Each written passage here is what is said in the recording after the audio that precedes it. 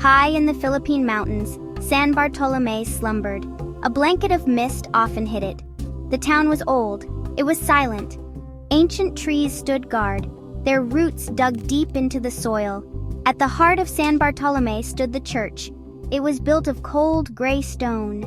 The church watched over the town. It had seen generations pass, baptisms, weddings, and funerals, all unfolded beneath its watchful eye. The church was a solemn reminder. Life is fleeting. The air always smelled of damp earth and old incense. The church held the stories of San Bartolome, whispered secrets, unanswered prayers, and the lingering presence of the departed. Father Emilio arrived in the 1940s, a time when the world was still reeling from the aftermath of war. The small rural village he came to was a place untouched by the chaos, yet it had its own share of struggles and stories. The arrival of a new priest was always a significant event, but Father Emilio's entrance was particularly noteworthy. He was a somber man, with a demeanor that spoke of deep contemplation and perhaps a heavy heart. His presence was felt immediately, not just because of his role, but because of the aura he carried with him. His eyes were deep-set and intense, like windows to a soul that had seen much and held many secrets. They were eyes that seemed to pierce through the mundane and see into the very essence of a person. They seemed to hold secrets. He spoke little, choosing his words with care and precision. Each word he uttered seemed to carry weight, as if it was a piece of a larger, hidden puzzle. But his sermons were captivating. When he stood at the pulpit, his voice would rise and fall with a rhythm that drew people in. His messages were profound, often leaving the congregation in deep thought long after the service had ended. His voice resonated with an unsettling power. It was a voice that commanded attention and respect. The townsfolk respected him, not just for his position, but for the undeniable presence he brought with him. They also feared him a little. There was something about him that was both compelling and intimidating. Perhaps it was the way he seemed to know more than he let on, or the way his eyes seemed to see right through them. He was a man of God, dedicated to his faith and his duties.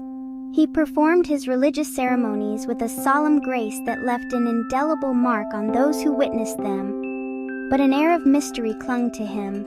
He kept to himself, rarely engaging in the social activities of the village. He was a man apart, always on the periphery, observing but not participating.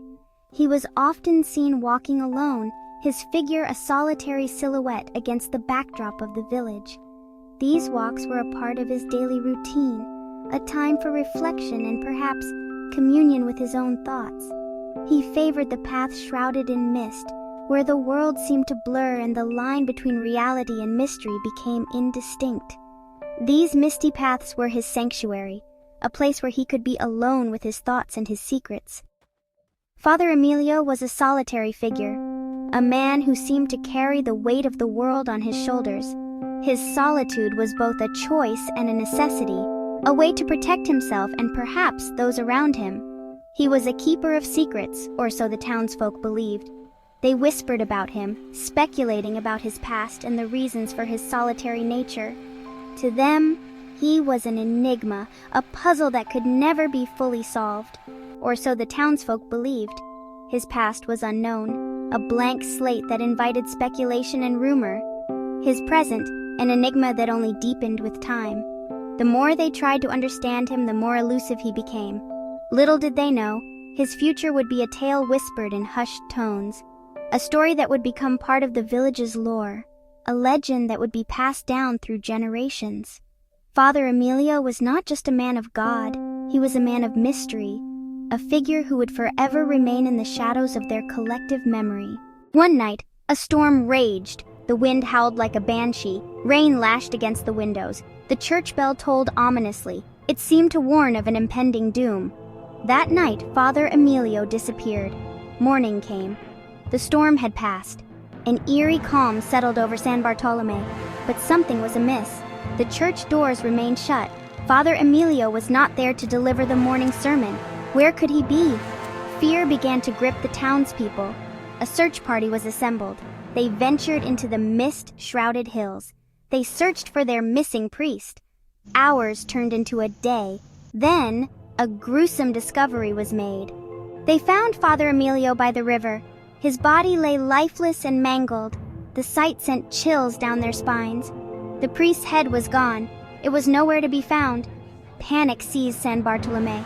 Whispers of the headless priest spread like wildfire. Theories abounded. Some whispered of a jealous lover. Others spoke of a scorned parishioner. Some even dared to speak of the supernatural. The authorities investigated. They found no leads, no motive, no suspects. Father Emilio's death remained a mystery. It was a wound in the heart of San Bartolome, a wound that refused to heal.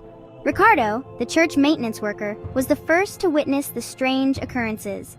He was a God-fearing man. He kept to himself. He went about his duties diligently. One evening, as dusk settled over San Bartolome, Ricardo was cleaning the church.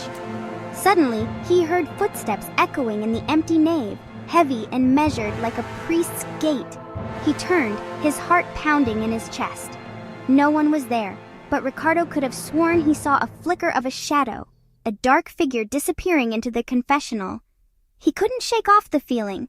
He wasn't alone. Section 6. The Boy and the Bell Tower. A young boy, Tomas, was known for his adventurous spirit. He was the kind of child who would climb the tallest trees, swim in the deepest rivers, and explore the darkest caves.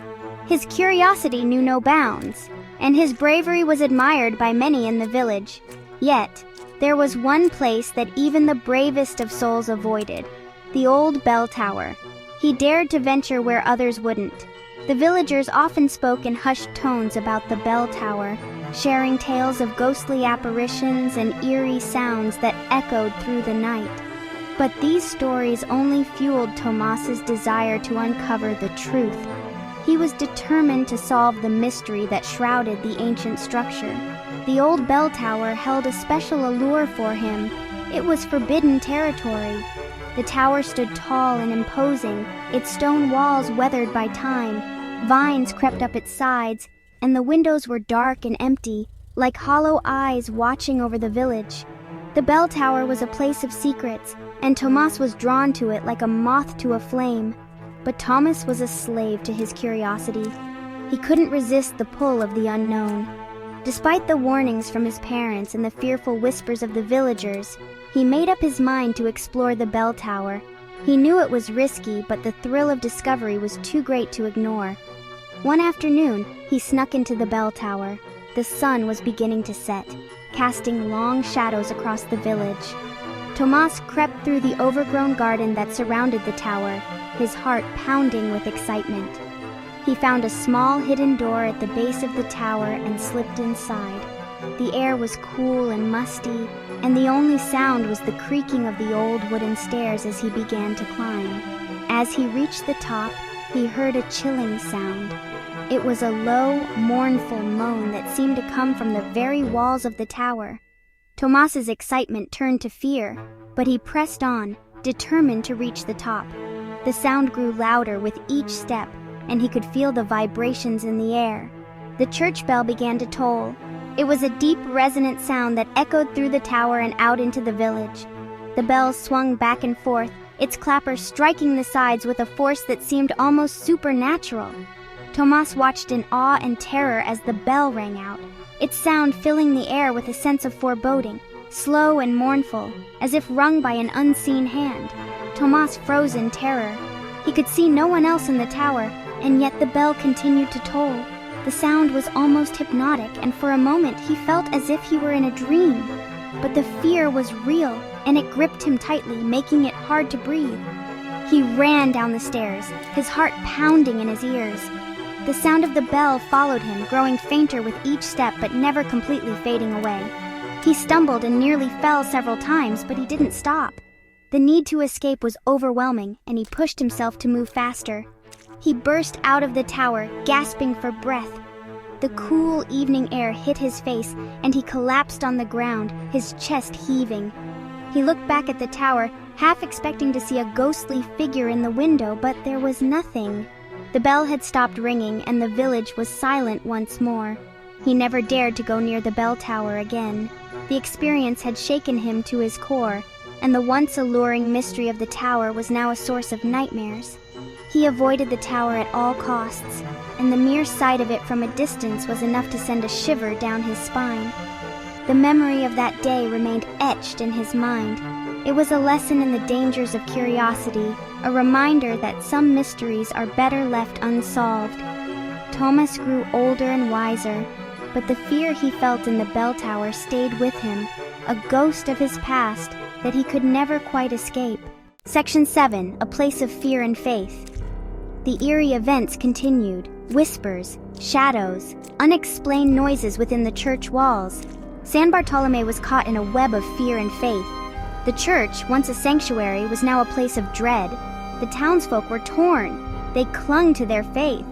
But the unexplained happenings shook their beliefs. Attending Mass became an ordeal.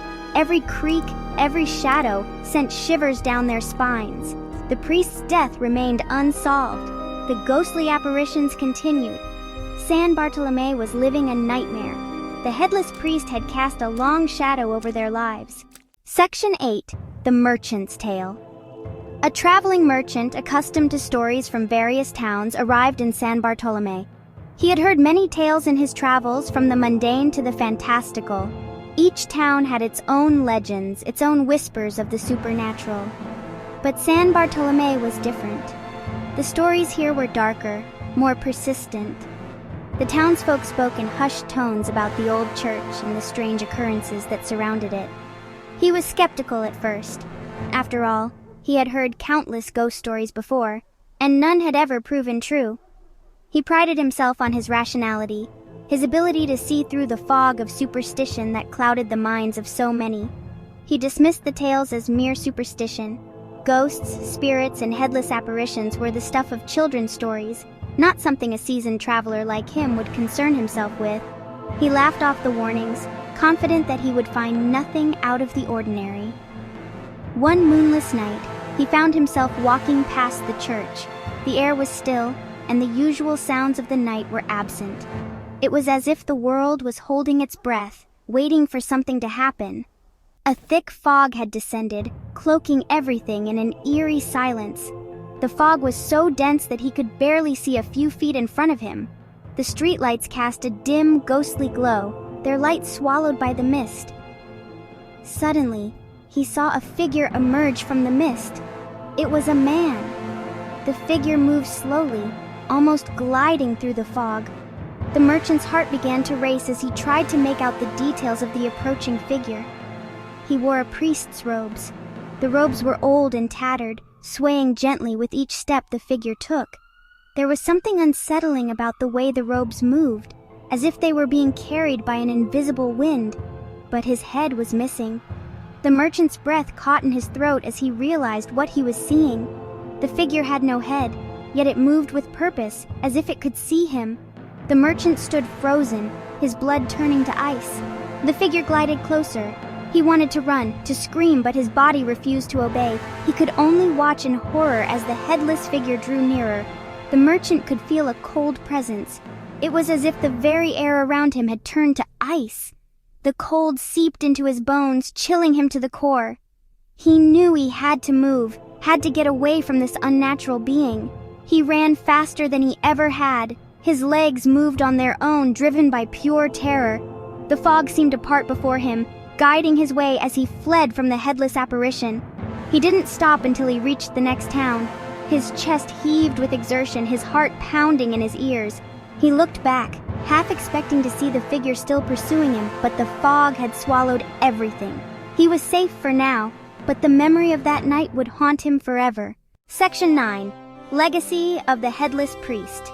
Years passed. The memory of Father Emilio and the headless priest lived on. The stories were passed down from generation to generation. They became ingrained in the fabric of San Bartolome. The church remained, a constant reminder of the unsolved mystery.